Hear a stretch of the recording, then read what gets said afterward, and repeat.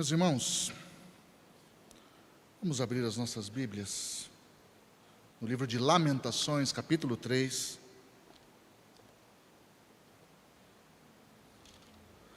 Lamentações, capítulo 3, do verso 21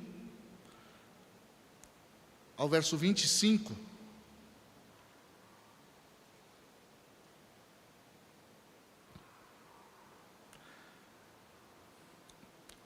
Diz assim: quero trazer à memória o que me pode dar esperança. As misericórdias do Senhor são a causa de não sermos consumidos, porque as suas misericórdias não têm fim, renovam-se a cada manhã. Grande é a fidelidade, a minha porção é o Senhor, diz a minha alma, portanto, esperarei nele. Vamos orar mais uma vez, meus irmãos?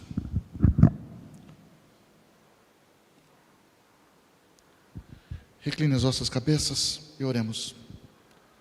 Pai, nós lemos a Tua santa e bendita palavra, que alimenta a nossa alma, que cura as nossas enfermidades, que sara o nosso caminho. Então fala conosco, ó Pai, através dela. Usa-me, Senhor, como instrumento nas Tuas mãos, para transmitir e semear essa semente de vida, essa boa nova, uma boa nova de esperança. Abençoa-nos, ó Deus, nessa noite, e guarda-nos debaixo do Seu paternal cuidado. É o que nós Te pedimos. Amém. Meus irmãos, todos nós conhecemos o livro de Lamentações, conhecemos o autor deste livro, apesar não, a maioria dos estudiosos atribuem este livro a Jeremias, justamente porque ele foi testemunha ocular dos fatos que estavam acontecendo em Israel. Conhecemos que Jeremias é um profeta do Senhor, que anunciou o juízo, suas profecias a Israel, em virtude de um possível castigo da parte de Deus, caso Israel deixasse de ter comunhão com Ele. Então este é o livro de lamentações, de lamúrias, de choro, de desespero, mas também é um livro que retrata o amor do profeta em função de Israel e do seu povo. Mas esse livro de Lamentações, ele é um marco na vida do povo de Israel. Michael Gorin, um estudioso que trabalha a questão de redenção, ele diz que o livro de Lamentações é a cerimônia fúnebre do enterro da cidade santa. Ele vai dizer que o livro de Lamentações é a cerimônia fúnebre do enterro da cidade santa. O que estava levando esse povo cativo era um sentimento de Deus. Este livro que nós acabamos de ler são os lamentos de Jeremias em função do início do cativeiro babilônico causado pelo próprio povo de Israel. Isso nos revela algumas curiosidades. Nos revela que Deus, ele tem sentimento. Se nós olharmos para o livro de Isaías 63:10, nós vamos ver que Deus, ele se entristece. Diz assim, apesar disso, na versão NVI, apesar disso, eles se revoltaram e entristeceram o seu Espírito Santo. Mas Deus também tem o sentimento de irritação e ciúme. Olha só o que vai dizer o Salmo 78, verso 58, também da versão NVI. Eles o irritaram com os altares idólatras, com os seus ídolos lhe provocaram ciúmes. Mas Deus também se enfurece. Salmo 78, 59 vai dizer: sabendo, ó Deus, enfureceu-se e rejeitou totalmente a Israel. Percebe que Deus tem sentimento.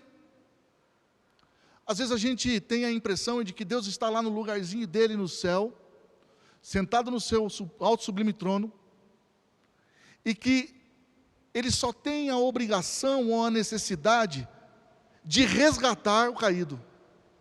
Mas não. Deus tem sentimento. Deus, ele olha para o seu povo com sentimento. Deus, ele se entristece, ele se irrita, ele se enfurece. O livro de Lamentações de Jeremias é o resultado de um sentimento, não um sentimento nosso, ou um sentimento do povo de Israel, mas um sentimento de Deus. O que esse livro retrata?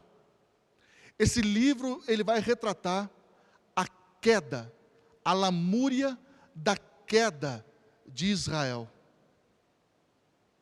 587, antes de Cristo, Jerusalém cai diante dos caldeus. A cidade de Jerusalém caía diante dos exércitos da Babilônia. Um desastre terrível, um sofrimento que atingiu o povo de forma gigantesca, de forma monumental. Existe um motivo.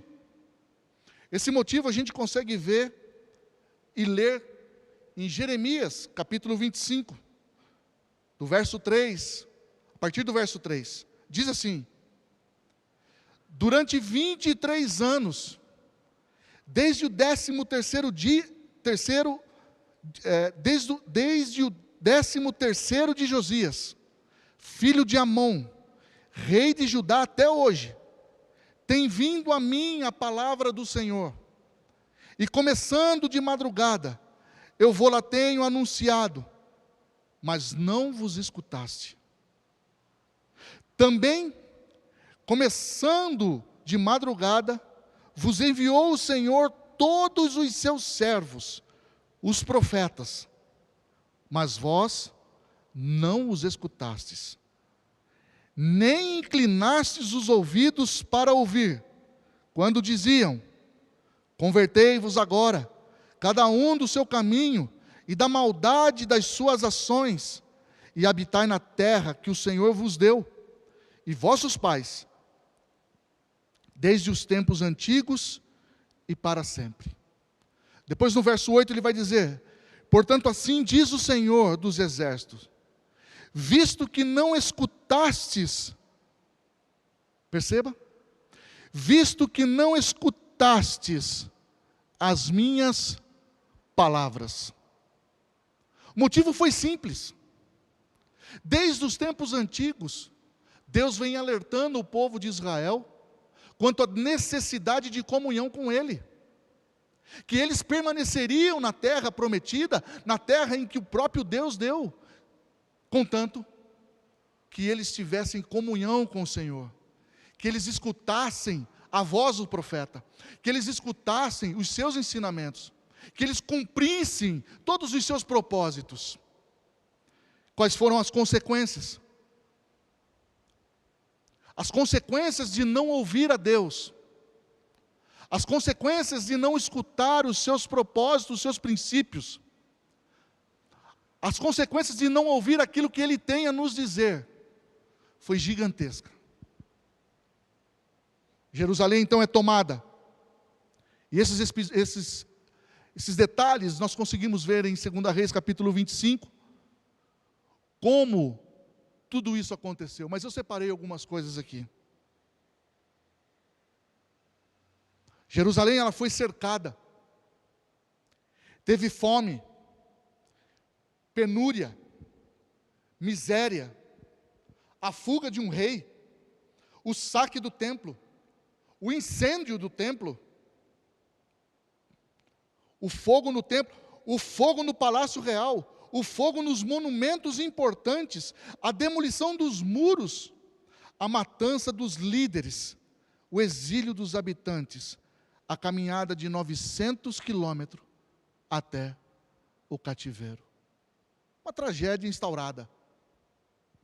A cidade a qual o Senhor havia dado a Israel, a qual havia prometido aos seus escolhidos, uma terra que manaria leite e mel, agora então se torna o opróbrio, se torna as pisaduras do próprio Deus, em função e em consequência do povo ter deixado o Senhor, do povo ter virado as costas ao Senhor. Para a gente poder entender um pouquinho o que está acontecendo, se nós acordássemos num belo dia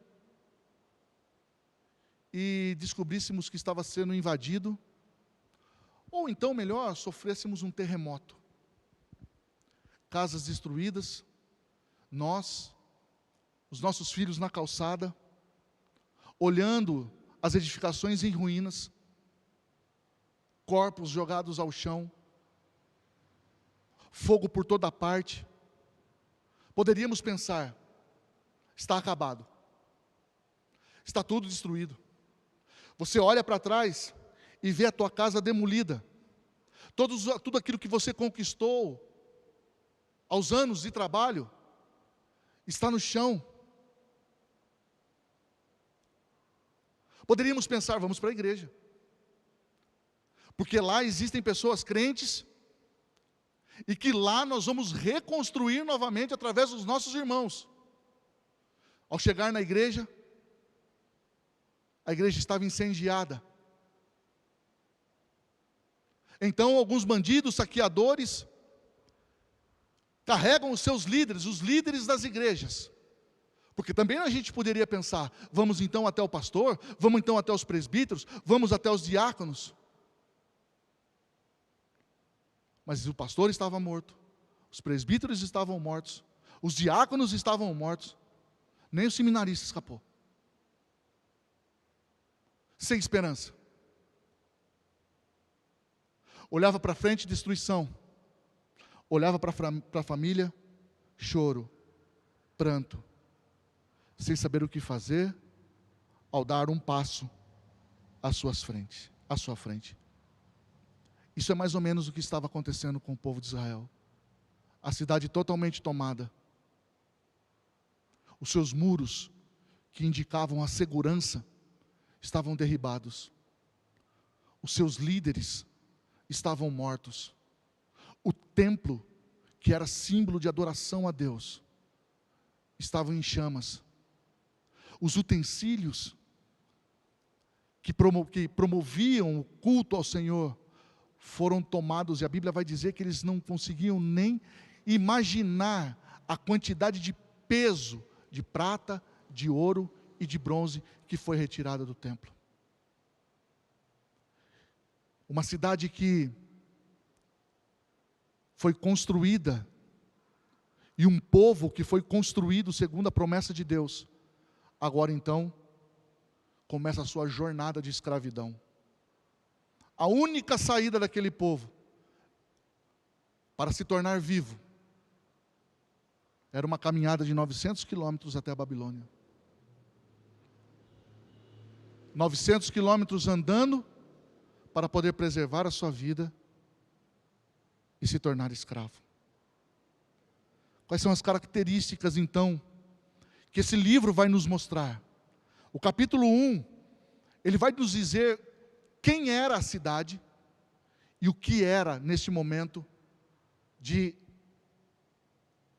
tomada, de escravidão.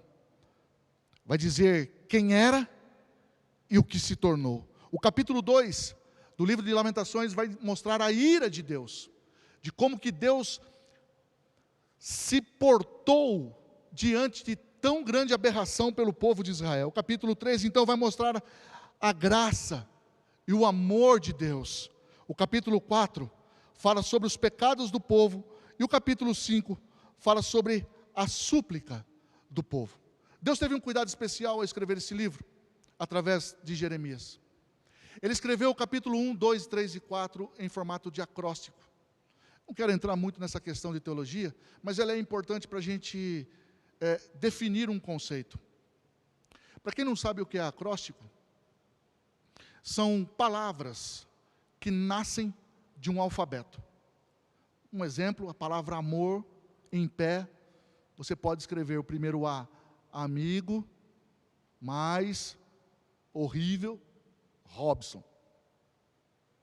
Amor, isso é um acróstico. Nunca mais vocês vão esquecer do meu nome. Nunca mais, toda vez que vocês falarem amor, vocês vão lembrar.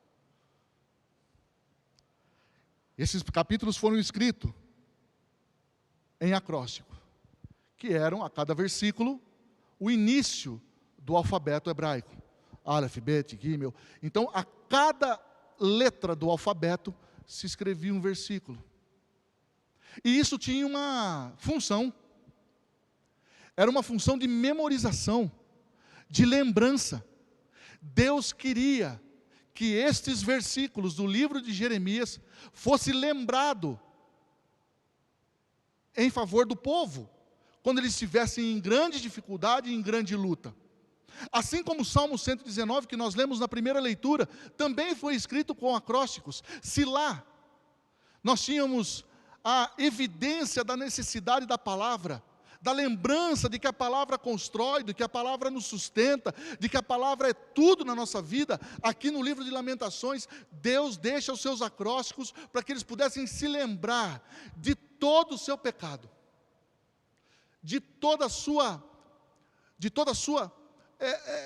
da forma com que eles deixaram de ouvir a Deus e das consequências disso.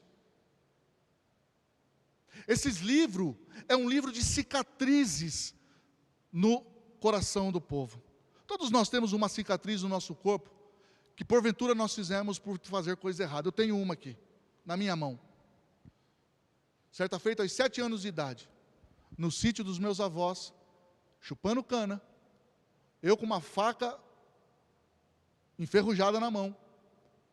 Minha avó dizia: não mexa com essa faca, você vai se cortar. Não mexa com essa faca que você vai se cortar. Mesmo assim, eu peguei a faca e fui descascar a cana de cima para baixo. A faca escapou e pegou aqui. Eu tenho até hoje a cicatriz. É exatamente isso que Deus deixa marcado no coração do povo. A cicatriz. Existe o ferimento.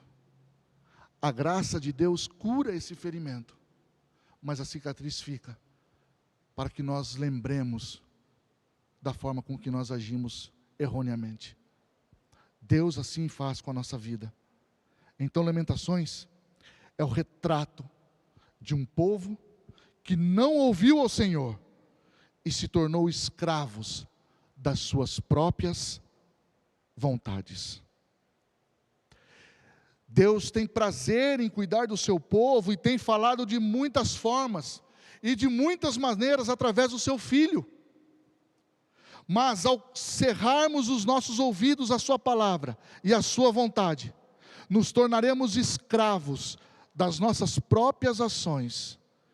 Jeremias entendeu isso e apelou pela pessoa de Deus, dizendo no versículo 21 que nós acabamos de ler: quero trazer à memória o que pode trazer ou me dar esperança. Quero trazer à memória o que pode me dar esperança. Do versículo 1 do capítulo 3 até o versículo 20, Jeremias vem olhando para as suas dificuldades, vem olhando para o seu choro, para aquilo que não tinha mais solução. Ele estava olhando para um povo que estava totalmente enclausurado e escravo. E talvez ele deve ter pensado no seu coração: durante 40 anos eu falei com esse povo, eu avisei esse povo. E então do versículo 1 do capítulo 3 até o versículo 20, ele vem olhando para as suas dificuldades, ele vem olhando para as suas deficiências, ele vem olhando para que o povo se tornou, ele vem olhando para a escravidão de um povo. Irmãos, talvez nós estejamos neste momento sem ninguém na igreja. E no nosso pensamento aí no seu lar, quando talvez veio a informação que nós restringiríamos a presença dos irmãos, talvez pensamos que as coisas estavam bem difíceis e tudo aquilo que nós passamos em 2020, nós passaríamos agora em 2021 com um agravante. Talvez você esteja dentro do seu lar, pensando na sua situação financeira, pensando no problema que este vírus está causando, dentro da sua família, na instabilidade do seu emprego, nos rendimentos do seu lar, de como os seus filhos receberão uma instrução adequada. Muitos deles estão na fase de formação do seu intelecto. Alguns estão aprendendo a escrever, ler, fazer somas. Como será tudo isso? Este é o momento em que Jeremias muda a direção do seu pensamento e diz: quero trazer à minha memória, eu quero lembrar de tudo aquilo que Deus fez por mim. Eu quero lembrar que apesar de todas as circunstâncias, Deus ainda governa essas circunstâncias. Eu quero acreditar, eu quero lembrar que diante de toda a minha vida, Deus em diversos momentos veio ao meu auxílio. É isso que Jeremias está na cabeça dele. Ele quer trazer à memória aquilo que poderia dar esperança. E o que é que nós estamos buscando? E qual a esperança que nós estamos buscando? Onde estamos colocando as nossas esperanças? Será que estamos colocando as nossas esperanças em livros de autoajuda? Nas nossas finanças? Na nossa capacidade intelectual? Ou na nossa capacidade de força, propriamente dito, para vencer isso? Queria vos dizer algo, meus irmãos. O ser humano, depois da queda, não teve mais capacidade de construir nada. Se Deus tinha uma facilidade de transformar o caos em cosmos, o ser humano, depois da queda, tem uma facilidade imensa de transformar o cosmos em caos. E a nossa única esperança está no Senhor. Então, devemos manter o nosso foco, mesmo triste, mesmo Jeremias estando triste, ele mudou a sua forma de pensar, tirou os olhos dos seus problemas e focou a sua atenção nas maravilhas de Deus, e recitou 6 observações extremamente importantes para o momento em que nós estamos vivendo. A primeira delas: nós não somos destruídos devido à sua misericórdia. O fato de nós não sermos consumidos, seja pelo vírus, ou seja por qualquer outra tribulação, ou incorrência contra a nossa vida, é em virtude da misericórdia de Deus. Essas misericórdias são a causa de nós não sermos consumidos. Qual é a definição de misericórdia? Misericórdia é um sentimento de dor e solidariedade com relação a alguém que sofre uma tragédia pessoal, ou que cai em desgraça. Compaixão ou piedade. A forma mais comum de se adquirir misericórdia, meus irmãos, é se achegar a Deus, é fazer aquilo que o povo de Israel não estava fazendo, é nos aproximar de Deus em oração, é colocar diante dele: Deus, eu não sei o que fazer, eu não sei como vai ser o ano de 2021, coloque diante dele, não tenha vergonha. Eu sei que muitas vezes você pode dizer: mas eu não sei orar. Fale com Deus como conversa com seu filho, com seu esposo, com alguém que você conhece. Converse com Ele. Ele é pessoal, Ele é um Deus pessoal. Diga a Ele. A única forma é a comunhão. Hebreus capítulo 4, Hebreus capítulo 4, versículo 16, diz assim: acheguemo-nos, portanto, confiadamente junto ao trono da graça, a fim de recebermos misericórdia e acharmos graça para socorro em ocasião oportuna. Nos achegar a Deus, orar a Deus, acreditar que as misericórdias de Deus podem nos alcançar, e ela alcança. O fato de nós acordarmos no dia de amanhã, ou pela manhã, abrir os nossos olhos e perceber que estamos respirando, é obra da misericórdia de Deus nas nossas vidas. A sustentação daquilo que aconteceu no ano de 2020, a manutenção de empregos, a manutenção da nossa saúde, o fato de nós estarmos vivos, é misericórdia de Deus para as nossas vidas. Devemos clamar a Deus, irmãos. Deus, Ele vai nos ouvir. Devemos nos humilhar na presença de Deus, em busca de respostas daquilo que nós não temos. O escritor em 2 Crônicas 7,14 vai dizer: se o meu povo, que se chama pelo meu nome, se humilhar, e orar, e me buscar, e se converter dos seus maus caminhos, então eu ouvirei dos céus, perdoarei os seus pecados, e sararei a sua terra.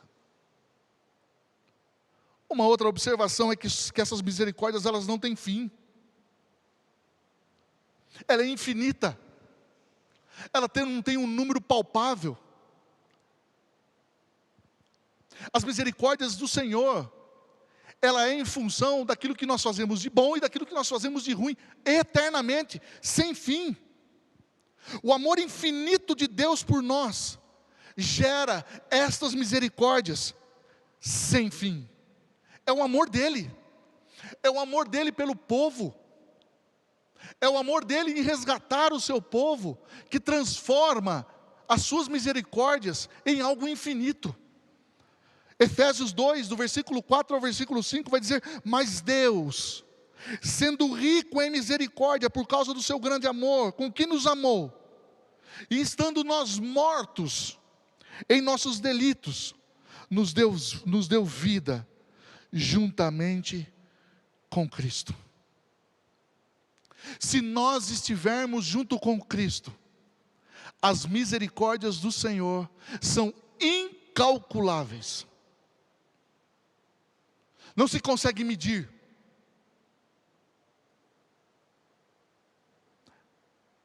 Ela não tem fim. Ela não tem começo. Ela não tem meio. Ela não tem fim. Uma outra verdade é que elas se renovam a cada manhã. Essas misericórdias, elas se renovam ao abrir os nossos olhos. Elas não são as mesmas de ontem. As misericórdias de hoje não serão as mesmas do nosso futuro, porque elas se renovam. Ela se renova porque Deus sabe que você não é capaz de sustentar e de ser um santo na presença dEle. Deus sabe que nós somos um povo caído. Deus sabe que nós somos um povo rebelde. Deus sabe que nós somos um povo que muitas vezes nós não ouvimos. Deus sabe que muitas vezes nós nos colocamos escravos das nossas próprias ações. Deus sabe que nós causamos muitas vezes as tragédias nas nossas vidas. Perdemos a segurança. Muitas vezes nos tornamos miseráveis pelas nossas ações. Deus sabe de tudo isso, mas a cada manhã a sua misericórdia vem se renovando. Você erra e a misericórdia se renova. Você erra de novo e as misericórdias se renovam. Você vira as costas para o Senhor e as misericórdias se renovam. Ei, vocês lembram do filho pródigo? O que é que fez o filho pródigo voltar para o lar? A lembrança de tudo aquilo que ele tinha na casa do pai, na presença do pai, no conforto do lar do pai. Ele se lembrou: Ah, na casa de meu pai tem tantas pessoas que comem com fartura. Vou voltar para lá. Vou dizer para o meu pai que eu pequei contra o céu e contra ele. E que eu já não sou digno de ser chamado seu filho. O pai, muito bem, se fosse qualquer outra pessoa, fecharia a porta na cara da pessoa. Mas um pai tem misericórdia infinita. E ela se renova todos os dias, a cada manhã, de forma infinita. Miqueias entendeu isso. O profeta Miqueias entendeu no versículo 7, no capítulo 7, do versículo 18 ao 19, ele diz: quem é comparável a ti, ó Deus, que perdoas o pecado e esqueces a transgressão do remanescente da sua herança? Tu, que não permaneceis irado para sempre, mas tem prazer em mostrar amor. De novo terás compaixão de nós, pisarás nossas maldades e atirarás todos os nossos pecados nas profundezas do mar. Não há misericórdia em outro lugar.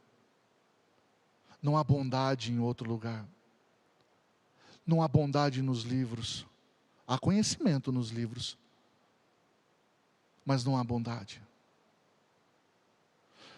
Nós precisamos da nossa situação financeira. Nós precisamos dos médicos. Nós precisamos da nossa família. Nós precisamos de consolo. Nós precisamos. Mas depender, nós só conseguimos depender de Deus. Uma outra verdade, uma outra observação que o próprio Jeremias faz, é que Deus é fiel. Deus é fiel, principalmente ao seu amor. Ele não deixará de nos amar. Ele não deixará de ter misericórdia. Ele não te excluirá por causa do seu pecado. Ele quebra o vaso para construir um vaso novo, mas Ele não joga o barro fora, porque Deus, Ele é fiel. Deus é fiel. 1 Coríntios 10, 13, não permitirá que sejas tentado além da sua conta. Fiel é Deus. 1 Coríntios 1, 9, Ele nos chamou à comunhão com Jesus. Ele é fiel e justo, perdoará os nossos pecados e nos purificará de toda injustiça.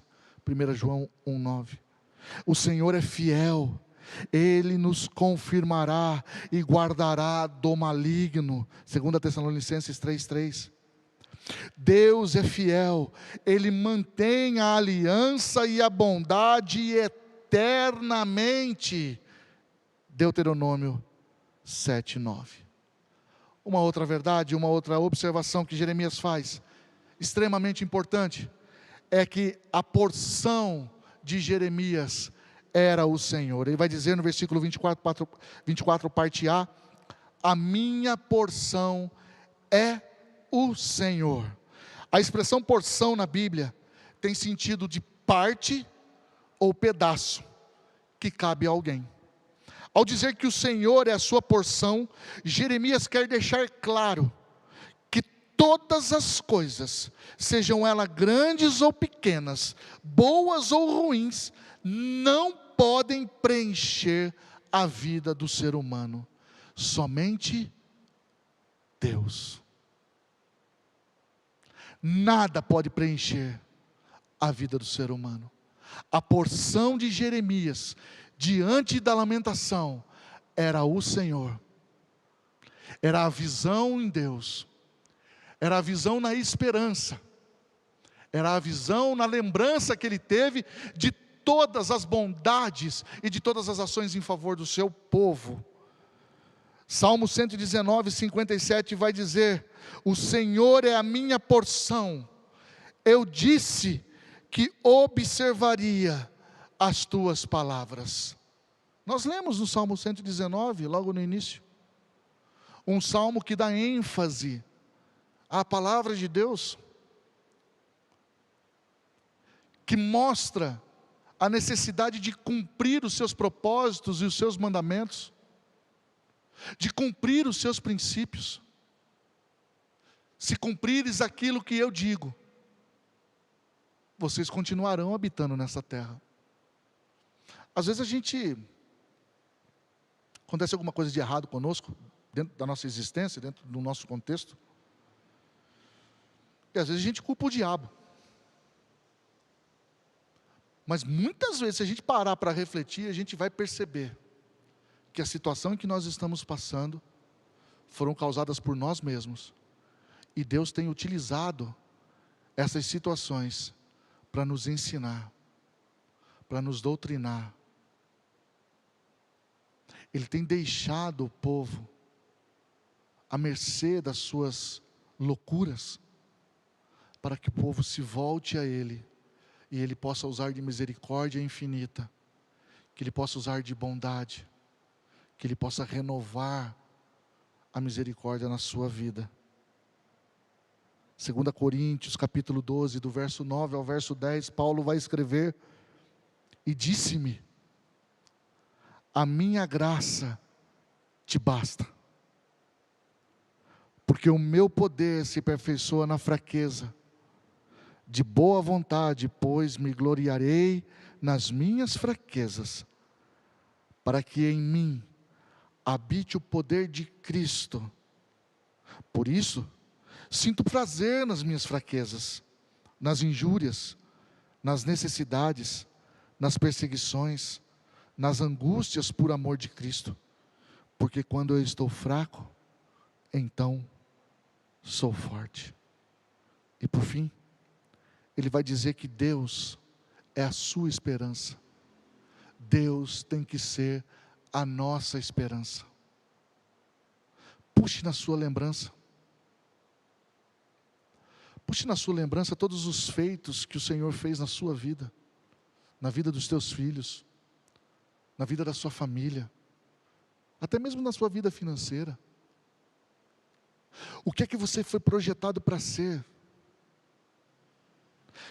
Quais eram as suas motivações anteriormente e quais são as suas motivações agora? Como que Deus trabalhou na sua vida? Nada do que nós fazemos foge ao controle do Senhor. Deus é nossa esperança.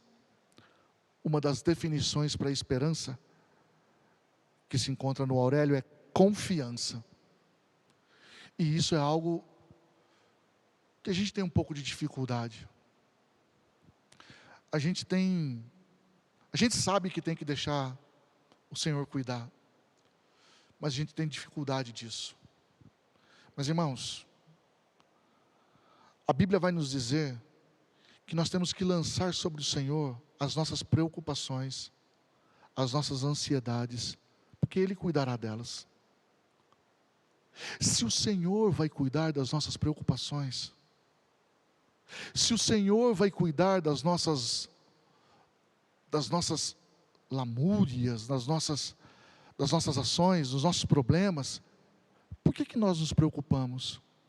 Porque nós não confiamos totalmente, porque nós temos dificuldade de entregar aquilo que não é palpável, entregar a alguém que não é palpável. Mas olha só o que alguns versículos vão nos dizer em relação a isso. A confiança é uma ação que depositamos em Deus, não em nós. Salmo 62, versículo 8. Confiai nele, ó povo, em todo o tempo. Derramai perante ele o vosso coração. Deus é o nosso refúgio. Isaías 26, 4. Confiai no Senhor perpetuamente, porque o Senhor Deus é a rocha eterna. Provérbios 28, 5. Confia no Senhor de todo o teu coração, e não te estribes no teu próprio entendimento. Daniel 3, do versículo 17 e 18, diz: se o nosso Deus, a quem servimos, quer nos livrar-nos, Ele nos livrará da fornalha de fogo ardente e das tuas mãos, ó rei. Se não fica sabendo, ó rei, que não serviremos, Desculpe, se não, fique sabendo, ó rei, que não serviremos os teus deuses, nem adoraremos a imagem de ouro que levantaste. E por fim, Salmo 20, versículo 7 diz: uns confiam em carros, outros em cavalos, mas nós faremos menção do nome do Senhor nosso Deus. Concluindo, meus irmãos, nós estamos vivendo em uma condição de escravidão, porque o nosso mundo é como se fosse a Babilônia, uma cidade que era voltada para o capitalismo, somente a exploração do povo, uma cidade que era politeísta, que existiam vários deuses, que existia muita vaidade, e que a busca era incessante pelo capitalismo. Nós temos que refletir se realmente nós não estamos sendo escravos desta Babilônia que nós estamos vivendo. Governantes que não são teocráticos, que não têm a presença de Deus no seu governo. Nós temos que refletir se todo esse momento que nós estamos vivendo, nós não estamos sendo escravos dentro da Babilônia, e por isso nós precisamos de libertação. Uma cidade que tinha o seu foco no ensinamento de resultados financeiros. Eles ensinavam como gerar dinheiro. Adoravam diversos deuses. E tem mais. Eles tinham o costume de construir megatemplos aos seus deuses estranhos. E a palavra de Deus não era a prioridade nesse lugar. Estamos vivendo em uma Babilônia contemporânea. Para isso, é mais que necessário que nos lembremos que diante de tanta dificuldade encontrada em nosso tempo, devemos depositar as nossas poucas esperanças que temos num Deus forte e verdadeiro. A questão do sofrimento que estamos passando é uma oportunidade para voltarmos a Deus, voltarmos a ouvir a sua voz e cumprir os seus propósitos. No livro de Jó, encontramos um sofrimento individual por causa da sua fidelidade. E isso então antecipava e tipificava a vinda de um sofredor solitário. No entanto, em Lamentações nós encontramos um sofrimento coletivo, que vai nos mostrar claramente que nós precisamos de alguém, ou que eles precisavam de alguém, que pudesse cumprir aquilo que eles não estavam conseguindo cumprir. Deus então envia nosso Senhor e Salvador Jesus Cristo, mostrando que Ele seria o caminho, mostrando que Ele seria a verdade, mostrando que Ele seria a vida, e que ninguém chegaria a Ele sem passar por Jesus. Jesus é este pão que nos alimenta todo dia. Jesus é essa segurança, são esses muros que caíram em Jerusalém. Em Jesus se constroem esses muros de segurança, onde nós depositamos a sua segurança. Por pior que seja a situação que estamos vivendo, sempre teremos razão para nos alegrar e celebrar em Jesus. A situação de Jerusalém não mudou após a oração de Jeremias, mas com toda certeza, o seu desânimo, sim. Que as nossas esperanças sejam renovadas neste ano, e que as nossas esperanças sejam colocadas no nosso Deus, forte e verdadeiro, em Jesus, que veio a essa terra, por causa de mim e de você, para que nós colocássemos sobre Ele toda a nossa ansiedade,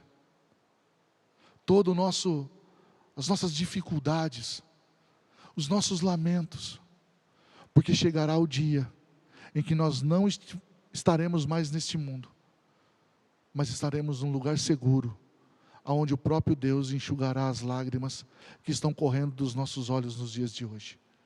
Que Deus nos abençoe. Que Deus tenha misericórdia da nossa nação. Que Deus tenha misericórdia da nossa cidade, dos nossos governantes.